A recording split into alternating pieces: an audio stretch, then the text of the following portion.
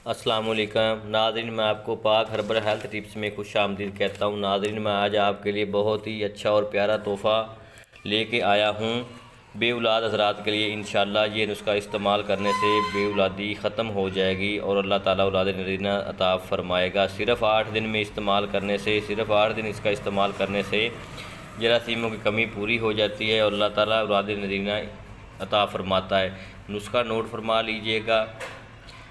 तबाशीर 1 तोला, इलाची खुर्द 1 तोला, बुरादा हाथी दांत 2 तोले, बैमन सफ़ेद 1 तोला, मूसली सफ़ेद 1 तोला, नाग केसर 1 तोला, मिस्री 10 तोला।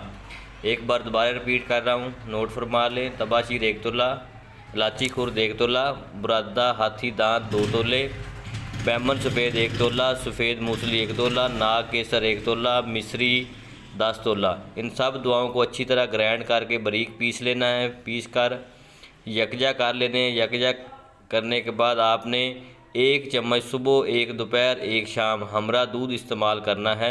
इंशाअल्लाह ताला आप 8 दिन इस्तेमाल करें, मुकम्मल जरासीमों की कमी पूरी हो जाएगी और अल्लाह ताला औलाद नरीना अता फ़रमाएगा। जो बे औलाद हज़रात हैं उनके लिए अच्छा और नहायत ही बेहतरीन नुस्खा है।